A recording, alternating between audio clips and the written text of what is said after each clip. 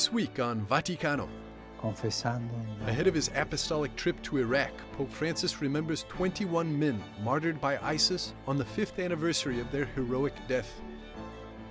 Learn more about them from Martin Mosebach, a German writer who met with their families in Egypt. What is it like to be a Christian under ISIS occupation? Meet this Iraqi priest, Father Karam, and hear it from him firsthand. For this and more, Vaticano starts now.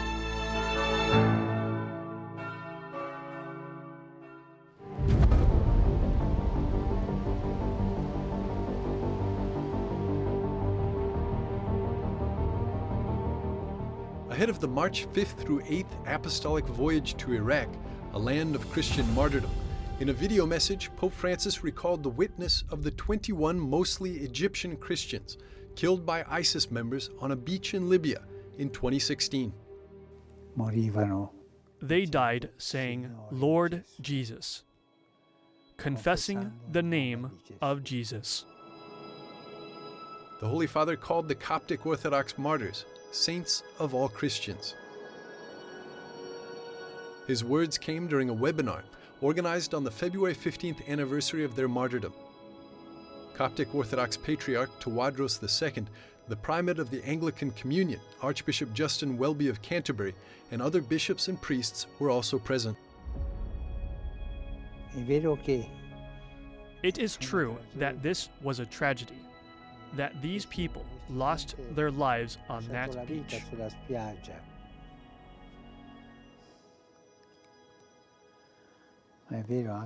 But it is also true that the beach was blessed by their blood.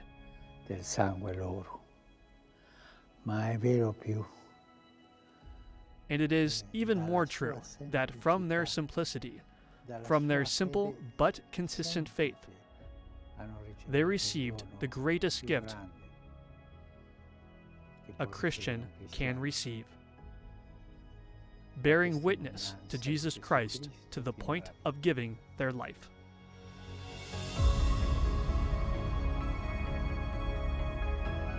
Tell us more about how... Martin Mosebach, the author of the book The 21, A Journey into the Land of the Coptic Martyrs, shared his experience of meeting the families of the martyrs with EWTN News and Catholic news agency Rome correspondent Courtney Mares. These people talked with such peacefulness, such pride of the fact that their family produced a martyr, someone ready to make the ultimate sacrifice in defense of the faith. Young men and women in their 20s who told me that they would gladly become martyrs, in the same way as an American or a German child might say, "I'd like to become an astronaut." This readiness was really there, and it was seen as something which gives you energy and fills you with pride and joy. I know several of these martyrs were in their early 20s. Was there something in examining their lives and their formation in the Coptic Orthodox faith that you saw that gave them the strength to sacrifice their lives for Christ? A young Copt knows what he or she believes in. I have often noticed that Christian faith is a very complex thing, and not many Christians know their religion, but the Copts do. And then they have this long and splendid liturgy, which they celebrate every Sunday. The martyrs, the young people, knew it by heart because they were also church singers. Singers ordained by the bishop, so you can say that they have spent a great part of their lives and almost all of their leisure time in church. They were young people who had based their whole life on the church, on faith. Now, you wrote in your book that in your conversations with the families, not once did the concept of revenge or justice for the executioners came up. How is forgiveness a part of the story of these Coptic martyrs? In fact, that's another astounding aspect. There was no talk of forgiveness at all in these families. There was no talk of revenge, no talk of justice. There were no demands to support the Christian communities, to help and protect them. I would say they lived in a world completely oriented towards the afterlife, and maybe they didn't even perceive these persecutors as individuals, but rather expressions of an evil power. Here we are in Rome. It's a city filled with the relics of Christian martyrs throughout the centuries. What similarities did you find between these modern martyrs killed at the hands of ISIS and the Christian martyrs throughout the centuries whom we revere? That's exactly what was so great about it. The whole attitude of these families, the attitude of the martyrs themselves, reminds us so strongly of the martyrs of the first centuries. What is the greatest lesson that you think you will take away from spending time with the persecuted Christian community in Egypt? My greatest lesson is that martyrdom has the function of working as a fifth gospel. The evangelists were all martyrs, and when the first Christian martyrs entered the scene, the Gospels had not yet been written. Thank you so much for sharing this moving story of the 21 Coptic martyrs with us today. Thank you.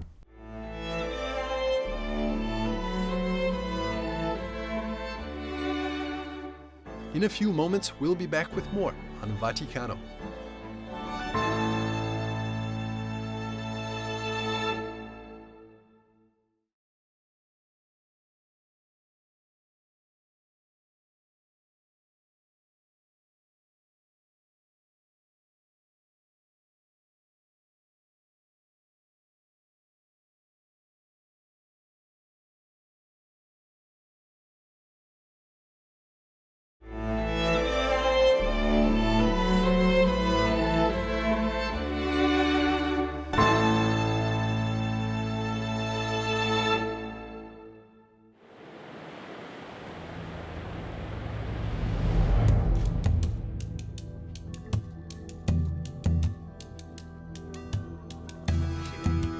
In early February, the Holy Father received a small delegation who handed him a 6th century Aramaic manuscript.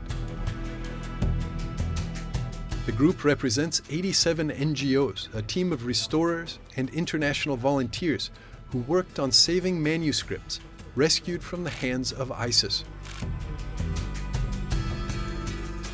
The manuscript contains liturgical prayers for the season of Easter in the Syriac tradition. The manuscript was formerly kept in the great Al-Tahira Immaculate Conception Syriac Catholic Cathedral in Baghdad, Iraq. The cathedral was plundered and set alight by the Islamic State. Pope Francis may bring this manuscript back to its home in Baghdad during his visit to the Iraqi town.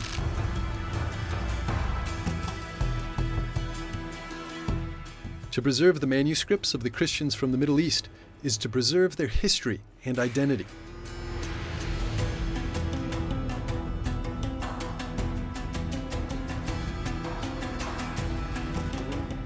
Since 1990, Father Michael Najib has been working on a project of digitalization of precious ancient manuscripts.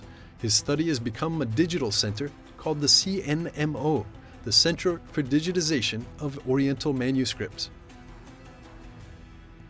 The center was located in Mosul, Iraq, until ISIS invaded the city in 2014.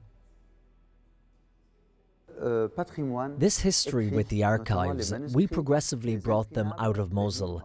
This was 2007, 2008, all the way up to 2009. And Daesh arrived in June 2014, unified around a black and white flag and a slogan declaring itself the Islamic State, with Abu Bakr al-Baghdadi, who declared this institution in the mosque right in front of my church.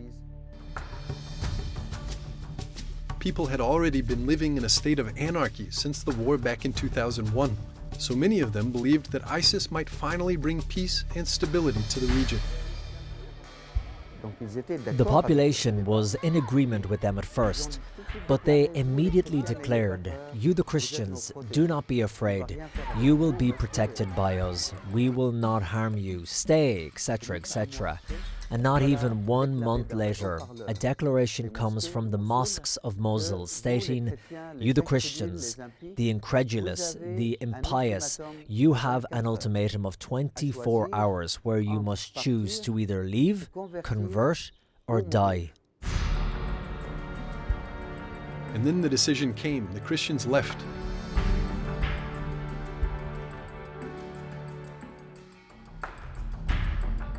Father Michael took his car, filled it with the ancient manuscripts, and together with his brothers and sisters of faith, fled to the city of Erbil, under Kurdish control. In reality, I did not save this history just because I am Christian.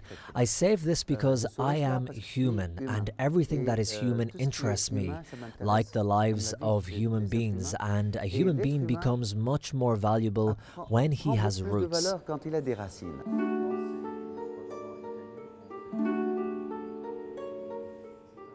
And in the middle of June of 2017, he came to Rome. In fact, this exhibition, which we have here in Rome, is just a small fragment of what we have in Iraq with respect to manuscripts and archives and materials and photos, because we have as well the largest deposit of photographs in Iraq. The texts on these ancient manuscripts cover more than 25 different subjects: theology, philosophy, astronomy, medicine, history, and many others. And so this entire collection presents a small section to say to the world, here are our roots. You need to help us. You need to help protect us. We do not have the right as an international community to sell arms to kill one another, while at the same time promote culture and the rights of man.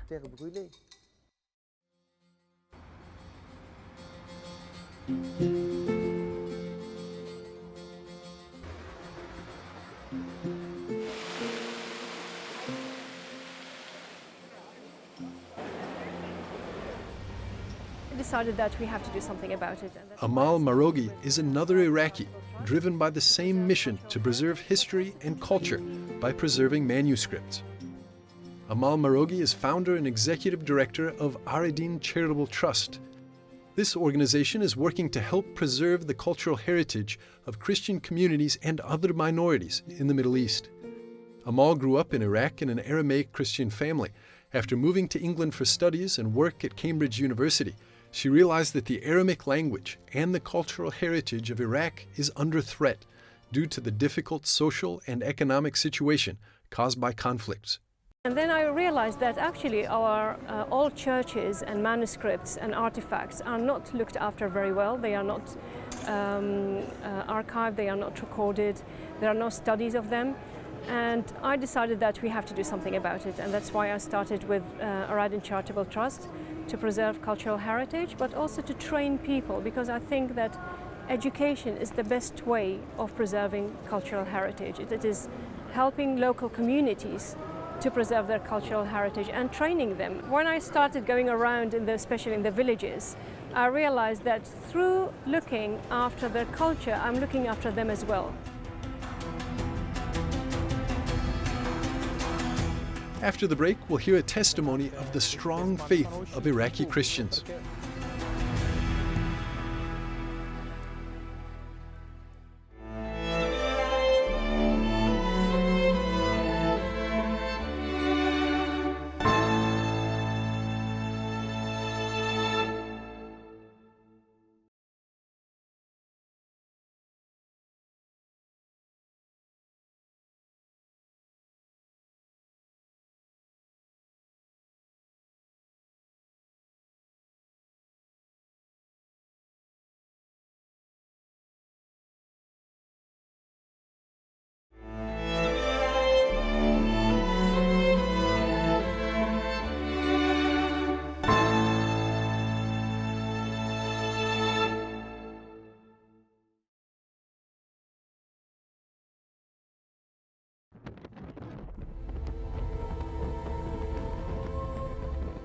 I'm Father Karam Shamasha, and I'm from northern Iraq.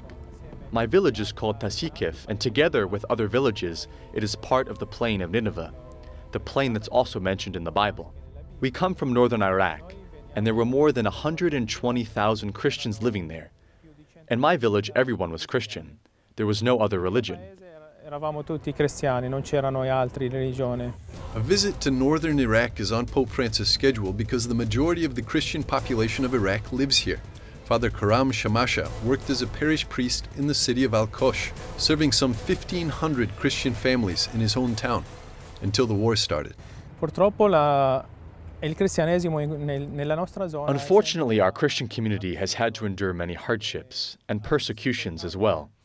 Since the last ones in 2003, they have burnt down many churches and killed many priests, and many of the faithful as well.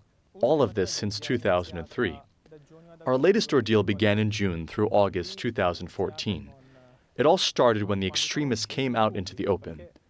Up till then, they had existed as an extreme mentality, but it was never out in the open. It was always clandestine.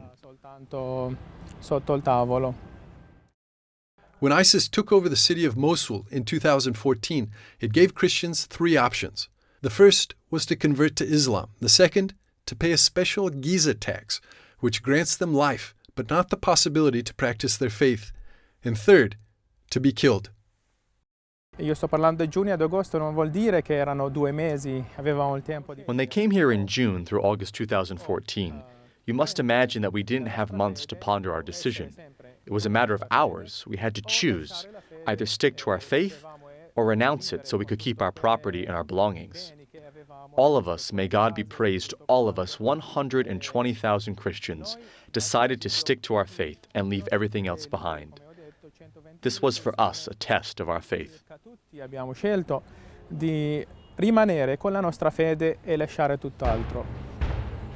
Christians from the occupied zones fled to the Kurdish autonomy, to the Diocese of Erbil and the Diocese of Dohuk.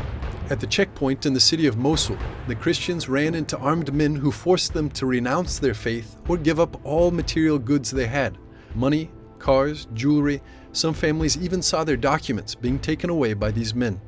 That was for us a strong message. They, ISIS, wanted to show us that they had to come to play some sort of game. They had come to destroy, wipe us out in that specific area where we continue to speak the language that Jesus spoke, Aramaic. The very same area that St. Thomas evangelized from 42 to 49 AD, one of the most ancient parts of our church.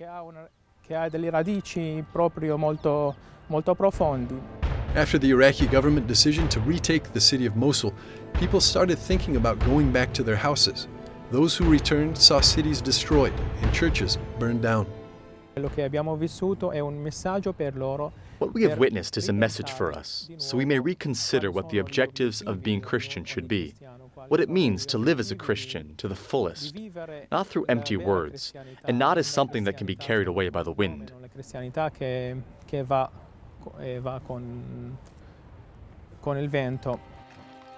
Like the first Christians having lost everything, today's Christians of Iraq give their testimony to Jesus, choosing Him above all things, and proving the words of St. Paul. We are treated as deceivers and yet are truthful, as unrecognized and yet acknowledged, as dying and behold we live, as chastised and yet not put to death.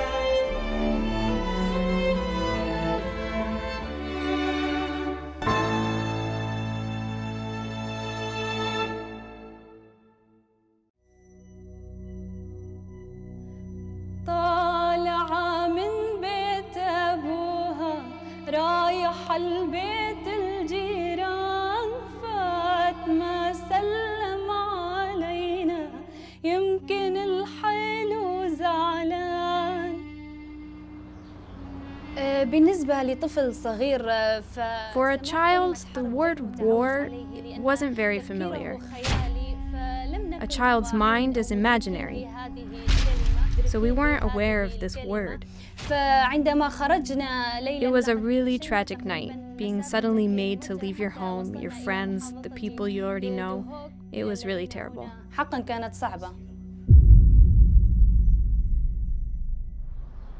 Hala Amir is 20 years of age and grew up in the Iraqi city of Mosul. My childhood was a lot of fun. I was kind of a naughty child. I was constantly moving. I was running from one neighborhood to another, playing with different children. We all miss those days, but they still live on in our minds. Hala and her family are Catholic, and this is something that's very important to her. Did you always have a strong faith growing up? Yes, the church is our second home. My father is a deacon and my mother is very active as well. My uncle is a priest, and I myself am very active in the parish. So the faith starts in your own home, and then the church grows in our own lives. Another passion of Hala's growing up was always poetry and singing. And what was it, Hala, about poetry that you loved? Was it a way for you to express yourself? Poetry is part of my life. I read and write Arabic poetry, and I love it all. Yes, I like especially the ghazal, which is a romantic poetry. It's closest to my heart, and when I read it, it raises my spirit up within me. Hala, you are a romantic. Yes, I am. When Hala was just 14 years of age, her world was turned upside down when the war started, and her family, along with thousands of others, had to flee from ISIS. Hala, take me back to that night when you and your family had to evacuate your house. You had to flee your home. It was difficult because you were used to something specific and suddenly you have to get used to another environment.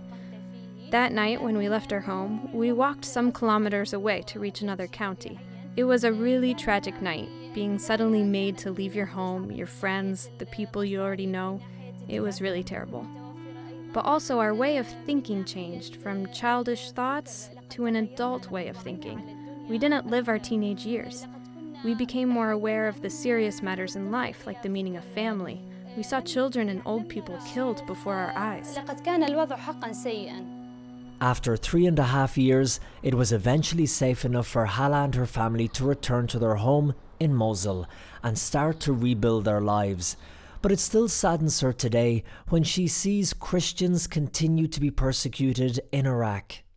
Seeing your country get worse day after day makes you feel bad because of the unusual situation. And it keeps getting worse day after day in many areas of life. And this makes us really sad. Today, Hala is studying dentistry at college in Mosul, and her faith is as strong as ever. Sure, this has an effect on your way of thinking and on the faith, the experiences you live.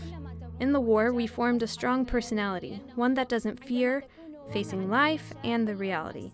So also our faith has been changed through the daily troubles. And when you pray, and when you see that God is listening to you, your faith becomes stronger and deeper. How do you feel about Pope Francis coming to visit your nation, the first Pope to ever visit Iraq? The Pope's visit will have an effect on the general atmosphere in Iraq, of course, maybe also on the Iraqi Christians, but it will not change the position of the Christians who left Iraq after the war, and the life we used to have will not come back. The visit of the Pope will be a very nice gathering, to celebrate moments, be all together, but after he leaves Iraq, things will go back to the way they were. We just want to live in peace, like any other normal human being.